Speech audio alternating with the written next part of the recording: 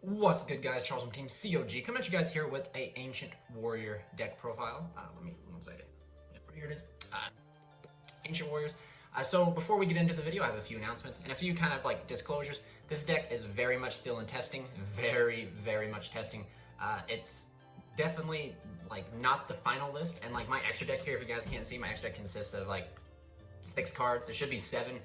So this is just kind of a beta list because the extra deck, this deck don't even use the extra deck. Like I said, there's probably like 5 or so many spots, maybe 7 spots you actually use.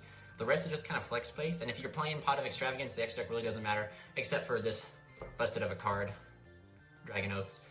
But before we continue on, guys, please remember to check our sponsors down below. And guys, we are at 6 channel members for all their support. But once we reach 10, we're going to do a huge giveaway just for members only. And if you want to be a part of that, go hit that join button down below. Just the next 4, and we're going on, and we're doing this giveaway. My membership is not your typical YouTube membership by any means of the stretch of imagination. It's like my most expensive tier is like $10, I think. And like I said, my most cheapest tier, the most cheap tier, or most cheapest, excuse my lack of basic English, is I think $1.99. And like you get a lot of bang for your buck. You get to become a part of the community. You just get, I don't even know, like my tier, my membership is not like any other membership. I think it's because like this is not my source of income.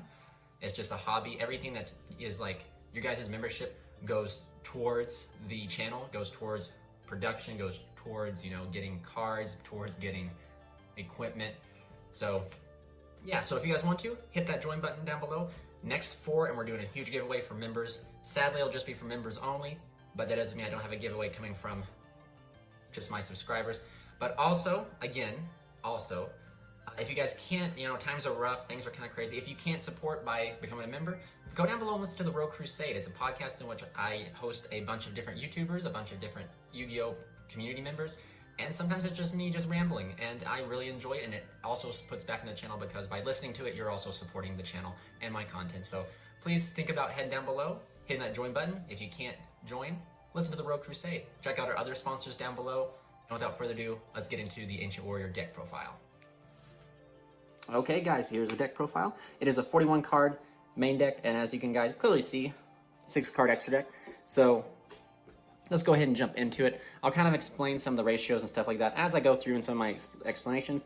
However, like I said in the intro, do remember nothing is final. This is definitely just a hard testing stage. We actually will have a live duel coming up between it versus Fire Fist.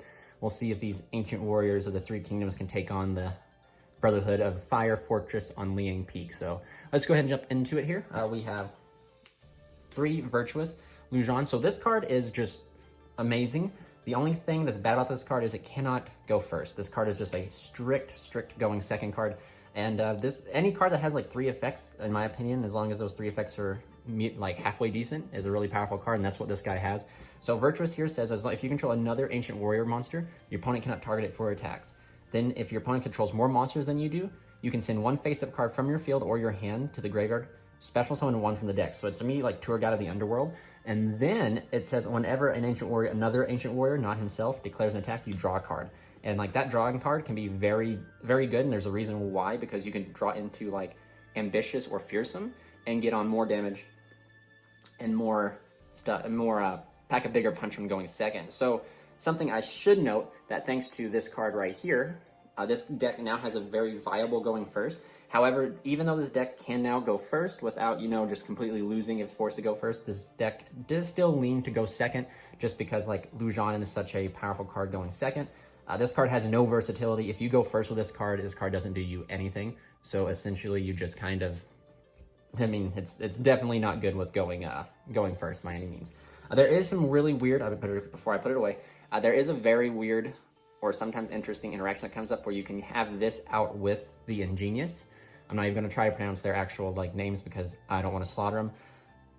You have it out with Ingenious, and Ingenious gets the Omni negate of negating a monster effect as well, because Ingenious just alone negates a spell and trap, but as long as you have the Virtuous out with it, it negates a monster. So do take that in mind. We do play 3 of it because it's such how a powerful card it is. Wow, I cannot speak English today, guys. Ugh. So next up we have Masterful. Masterful is probably, in my opinion, better than Virtuous because Masterful is more versatile in the going first or going second. So again, it shares the very first effect as Virtuous does. It cannot be targeted for an attack if you control another Ancient Warrior monster. Its second effect is it is the Rhoda of the deck. You send one face-up card or one card in your hand to the graveyard. Add any Ancient Warriors card from your deck to your hand. Monster card, excuse me. And then if another, this is where it's like it gets the versatility, is if you leave this on your field going first or going second, and anytime you activate it, an Ancient Warrior monster activates its effect, you get to bounce a card. So it's really good in that matter because you can end on it going first, and it's a third, like a third or second form of disruption, because as soon as you trigger off Dragon Lords or Ingenious, you just bounce a card thanks to him. And then of course going second, it just allows you to proc things and force cards and bait things as well. So Sun Mao, the Masterful, is definitely a 3-of in the deck. To the final 3-of, in my opinion, the Loyal Guanyan. Excuse me, guys. Don't slaughter me in the comment sections. That's why for some reason, I said I was just going to call them by their, like, first, like, little name there, Loyal, Masterful, Virtuous. But for some reason, I'm still trying to call them by their real name, even though I told you guys I wouldn't slaughter them. So forgive me, because I'm going to slaughter him.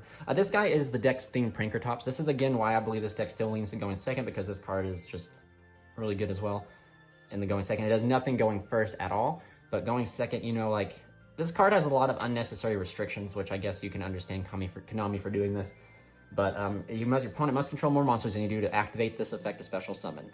Again, Masterful out. Still have more monsters than you do. Activate Loyal, Masterful bounce, summon. But again, the effect that I do not like is you get the ability to pop a card, but it's not a quick effect, and your opponent must, and I repeat, your opponent must control more monsters than you do to use both of these effects. So in some weird cases, Loyal is a 2-for-1 because you can special him, pop a card, and then plow over another card. But he's still really good. But like I said, this deck really wants to lean towards going second still, so that's why you still play him. And excuse that noise, guys. It's just my cats. We'll go ahead and move on the list here. We'll play 2 Ingenious. Ingenious is actually really good. This is where Konami, like, I've always preached that any deck, going second deck, that gets the ability to go first, and Konami's like, hey, let's throw a bunch of cards that are very versatile, and that's exactly what Ingenious is. Ingenious is an extender while going second, and it's a form of negation going first. If it's just Ingenious by himself, he can negate Spell Traps by sending face-up Ancient Warrior continuous Spell Traps from the field to the graveyard. If he is in combination with the Virtuous, he has the ability to negate monster effects as well. So then, we move on to Graceful. Graceful is probably the next best water outside of Sun Mao, the Masterful over here. Simply because Graceful just allows you to get access to 3 visits, and 3 visits is the most busted, not field spell, most busted continuous spell the deck has, and this guy just allows you to get to it. This guy, in conjunction with like Tensu and any other Ancient Warrior that could be normal summon, can get you to like the full combo that the deck has. Moving on. Oh, also something that really I kind of keep forgetting about this guy is this guy, very similar to Masterful. If another Ancient Warrior monster activates its effect while this guy is on the field, this guy has the ability to negate one face-up monster, I believe. Monster effect is actually, you can target one face-up effect monster. Yep, so target one face-up effect monster, negate its effects. I always forget that, and I don't know why, because in just theoretically speaking, it is better than Masterful because you're getting a negation out of it, and Masterful is just a bounce. So do remember that. If you guys leave this guy up and you have like Dragon Ults, you still have like a monster effect, you have a spell and trap effect negator, and you'll have a bounce with the Dragon Lords. But I think it's because that it's reactive to you activating effects instead of your opponent activating effects. That's why I forget about it. But moving on, we have 1 Valiant Zhengde. So actually, I think I'm going to up this card to 2 because this card is phenomenal in both aspects of going first and going second. If you control 2 face-up Ancient Warrior monsters, you can special summon him, and then he gains 300 attack for each card your opponent controls. And then if your opponent controls more monsters than you do, you can attack twice, which allows you to inflict pretty good damage. There is another card in the next deck which you could play, which is Dugaris. You just target Dugaris. You don't target Dugaris. You make Dugaris target Valiant. Valiant becomes huge, and he can swing in twice for like massive amounts of damage. But Valiant's really good because he is an extension to get on and up into the Dragon Lords, so definitely might bump him up to 2. We play 1 Fearsome, and this card is so underrated. Like, this is going to be a huge spiel about this card right now, guys, so brace yourselves. Fearsome is a phenomenal hand trap for the deck. So as soon as a Ancient Warrior, let me just read it here. All other Ancient Warrior monsters control cannot be destroyed by battle. At the start of the damage step, when your Ancient Warrior monster battles an opponent's face-up monster, so remember it's like battle a face-up monster, right? So that means that they attack you, you attack them, his effect activates in hand. He special summons himself, and it can activate during damage too because he manipulates attack and defense stats. So he can activate, special, reduce by 1,000. So that's happening in damage. So then like imagine your opponent is whacking into, let's say, Graceful here. Your opponent's attacking into Graceful with like, let's say a 2,000 attack monster.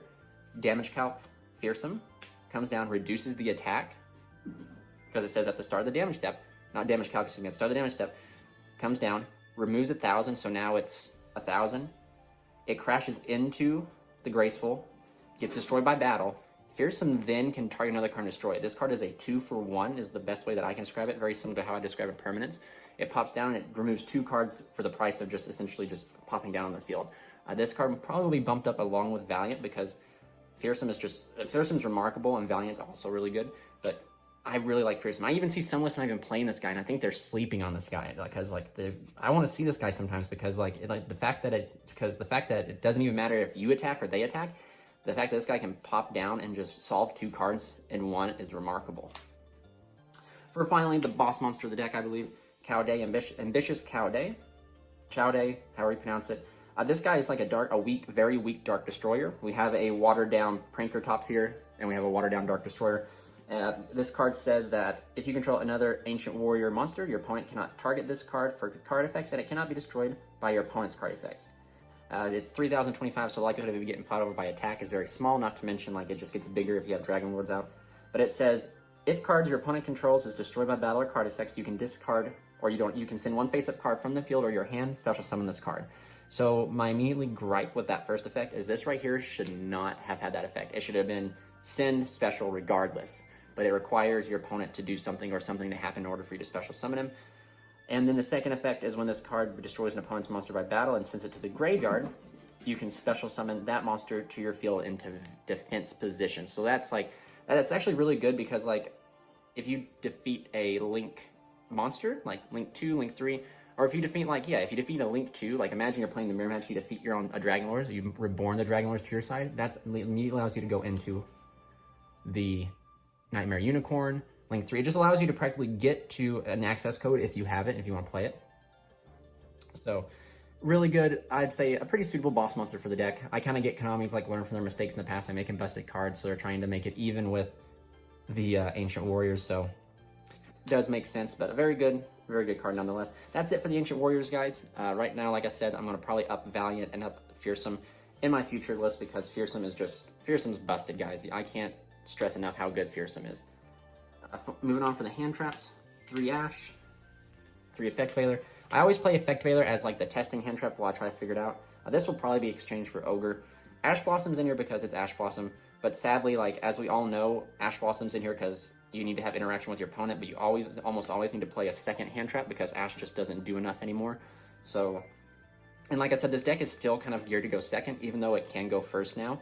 It still wants to go second, so you still want to have the ability to open 2 assortments of hand traps.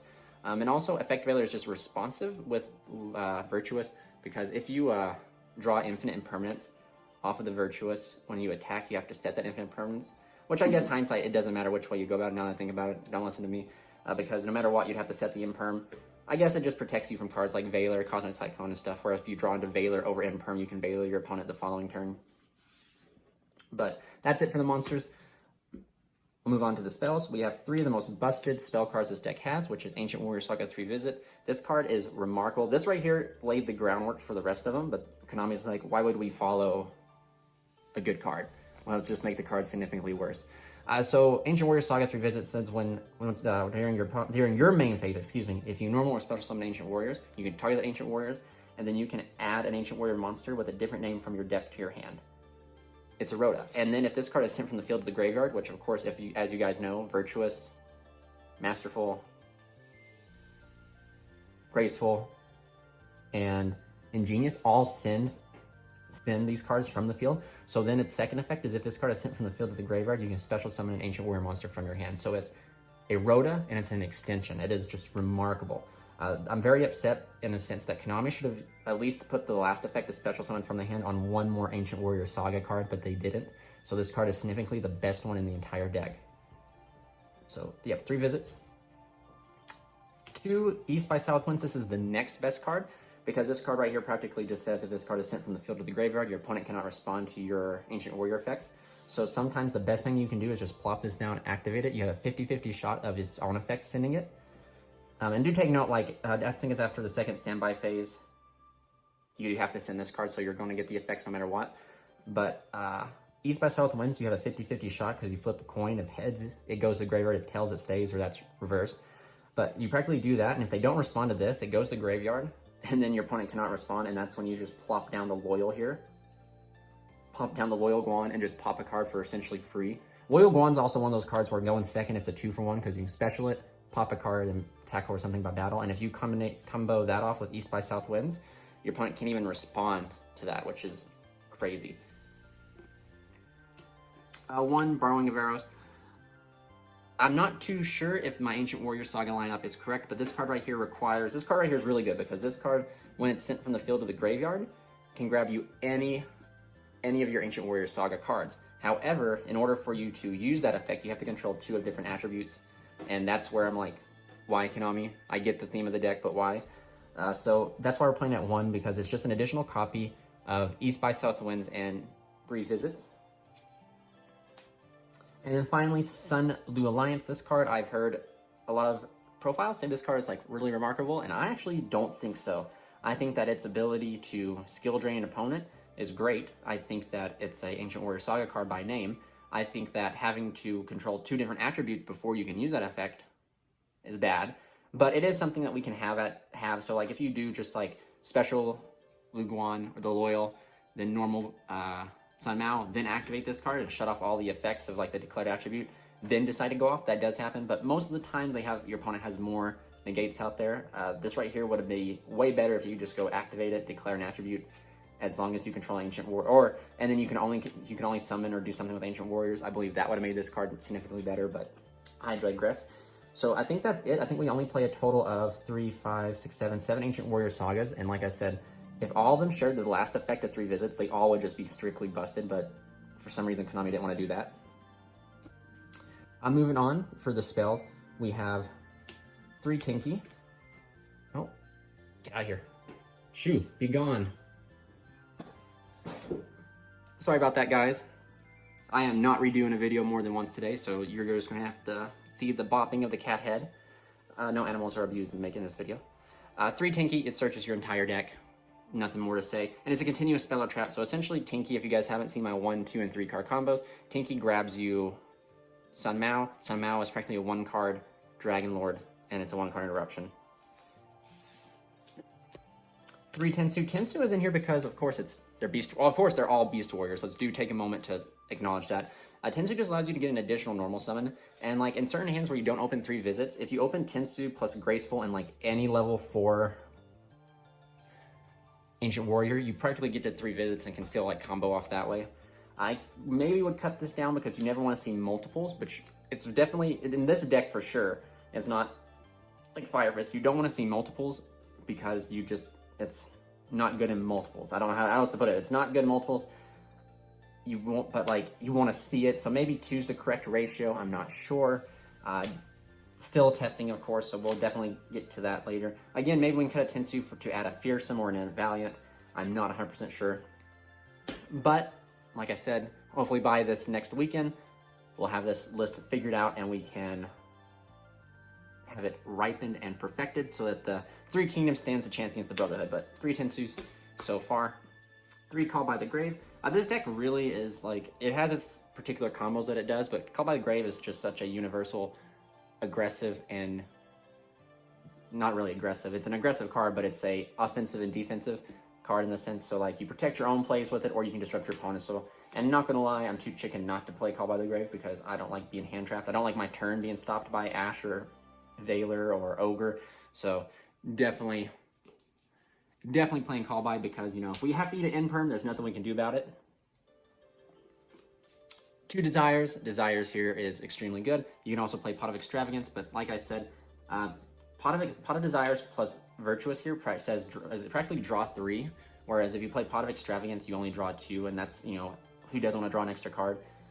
But Pot of Extravagance is also very good. You don't really use extra deck, so you could just play it freely. Pot of Desires here. So in testing, like, Pot of Desires just rips through so many bad cards in your deck. Like, it rips through the additional copies of, like, Tinky, the additional copies of Tensu, the other Call by the Graves, if you already open one. Gets rid of, you know, it digs you into what you need, rips through some of the extra hand traps that you don't want to see. It gets you, you know, like, rid of the extras like Ingenious and like one Graceful. You know, it's just, and maybe the extra Loyalist too. It just rips through all the bad cards and can sometimes dig you deep enough to draw 2 fresh new cards that are extremely powerful and impactful in the game. So I still like Desires. I think I'd still play it in this, even if with Pot getting reprinted, and I believe I am going to pick up a playset of Pot just because I want to have, you know, Pot of Desires, and I might test it in this list, but I really like Desires. I'm not going to lie. I think Desires is actually really suitable for the list. Finally, the one trap we play is, and forgive me now, guys, Defense of Chang Ban,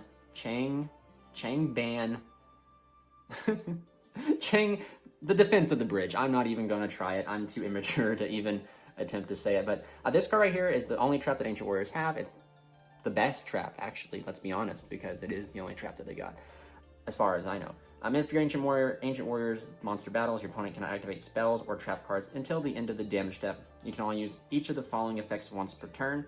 At the start of your opponent's battle phase, you can send this card, your opponent cannot attack. That's But the really good effect is when your opponent's monster declares an attack, you can banish this card from your graveyard to special summon one Ancient Warrior monster from your deck.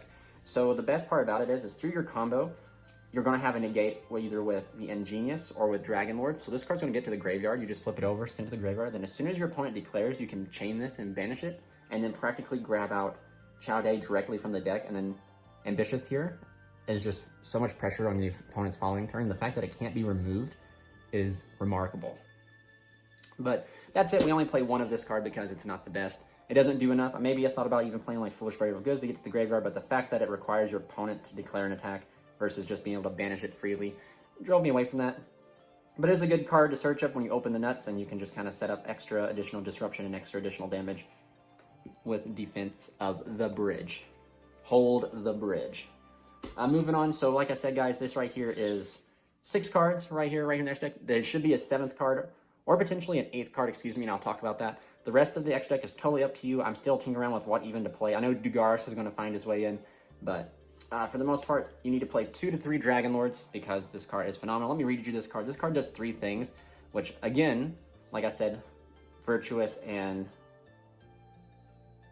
oh my goodness, Sun Mao here do 3 things, and as long as a card does 3 things and they're halfway decent, the card's busted. And this card, just all things are busted on it. So this card right here says, it must be link summoned by using 2 Beast Warrior monsters, including 1 Ancient Warrior Wind monster. That's why we play a majority more of Wind, because we have to have Wind to make this. All Ancient Warrior monsters you control get 500 attack and defense. Okay, these guys are already pretty beefy as it is, so they're going to get 500 attack and defense on top of that. When this card is link summoned, you can add any Ancient Warriors card from your deck to your hand. You can add Defense of the Bridge. You can add the 3 visits. You can add whatever you want. You can add Borrowing of Arrows, you name it. Then, quick effect, send 1 card from your hand or field to the graveyard. Target 1 card your opponent controls, return that target to the hand. That is remarkable, guys. Like, that triggers off so many things in the deck, you know, like, and even if you don't have something busted out on the field to send, like maybe you don't have 3 visits, or maybe you don't have the Borrowing of Arrows to get access to another Saga card, or maybe you don't have East by South Winds, or maybe you don't even have this. You can send a dead card from your hand, like the additional hand traps. Maybe you draw into 2 Ash Blossoms. You can send one of the Ash Blossoms. So definitely a busted card. 2 to 3 of this cards, 2 to 3 of this card, hands down. And that's, I think, so yeah. I do think you have to play Bahamut Shark and Totally Awesome, because prior to getting Dragon Lords, this was the go-to for going first. You can make it with Masterful and Graceful pretty easy. I've noticed that you kind of, in one of the most busted hands I've ever opened with this deck, I was able to make double Dragon Lords, this, and then there was an Ingenious here with a set 3 visits. So like I had like 3 interruptions, which was bonkers. But this is like the next go-to to make, because sometimes like if your combo or your opponent stops you and you cannot get out a Wind monster, or they stop your search to get a Wind monsters to make Dragon Lords, you can just make overlay graceful and masterful and make totally awesome. And something to very note is like totally awesome can add back any water monster, so it can also add back itself, right? So like every turn, not every turn, but for like 2 turns, Bahamut Shark's going to beam this guy out again to be another form of disruption and another 2200 body that can cause some damage. So I think Bahamut Shark and Totally Awesome are necessary for the extra deck. And then one Abyss Dweller, again, this right here is like more so like, you always want to have Abyss Dweller locked and loaded. Whenever Eldritch pops up, you want to go kapow, but you just definitely need to have Abyss Dweller. The next card is definitely, I'm going to put it here on the screen real quick. It's going to be Red Eye's Flare Dragon. This card just allows you to burn, baby burn, and that's exactly what you want to do, so then they're in killing range. So, Valiant and Graceful are both levels, not Graceful, Loyal are both level 7, so you can make Red Eye's Metal Flare Dragon and burn your opponent. So, yeah, let me know, guys, what you guys think of this list. Let me know what changes you would make, what changes you play in your list. And stay tuned for the duel video between Ancient Warriors versus Fire Fist. And also, guys, like I said prior in the very beginning of the video, if you guys want to, hit that join button, contribute to the channel, be very appreciated, and everything that gets put into it gets put back out to you guys, but enough trying to sell out sort of thing. So this is Charles from Team COG, signing out.